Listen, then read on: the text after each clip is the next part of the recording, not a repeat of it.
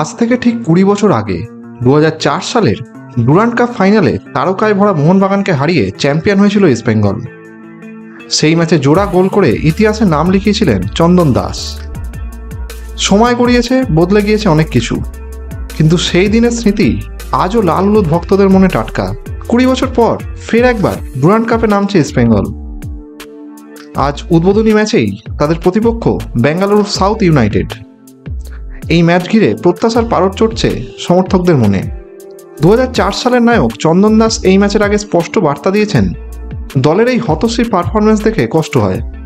এখনকার ফুটবলারদের মধ্যে সেই আবেগ দেখি না, তবে এবার অন্তত ক্লাবের সম্মানটা যেন রাখে ওরা। আশা করছি ডুরান্ড কাপ জয়ের মাধ্যমে আমার প্রিয় ক্লাব আবার ঘুরে দাঁড়াবে। চন্দনের মতন হাজার হাজার সমর্থক আজও অপেক্ষায়, কখন ফিরবে সেই সাফল্যের দিন। অস্কার ব্রুজনের নেতৃত্বে ইস্ট বেঙ্গল আবার স্বপ্ন দেখতে শুরু করেছে।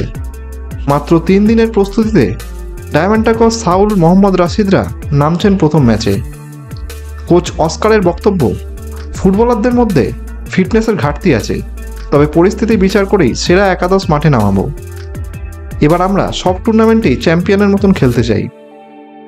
তবে চ্যালেঞ্জ কম নয়, মিগুয়েল ও সিভিলের রেজিস্ট্রেশনের এখনও হয়নি, ফলে বিদেশি কোটায় থাকছেন ডায়মন্টাকস, সাউল এবং রাশিদ।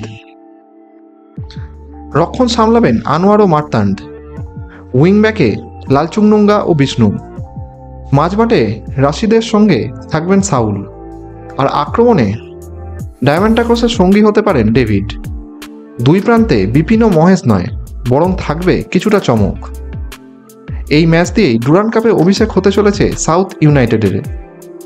শক্তির বিচারে ইস্ট বেঙ্গল এগিয়ে থাকলেও প্রতিপক্ষ কিন্তু সহজে হার মানার দল নয়। সীমিত রিসোর্সে হলেও তারা চমক দিতে প্রস্তুত। প্রশ্ন একটাই, 20 বছরের ট্রফিহীন খরা কি এবার কাটাতে পারবে ইস্ট বেঙ্গল? চন্দনের স্বপ্ন, সমর্থকদের প্রত্যাশা, সব মিলিয়ে শুরুটা কেমন হয় এখন সেটাই দেখার।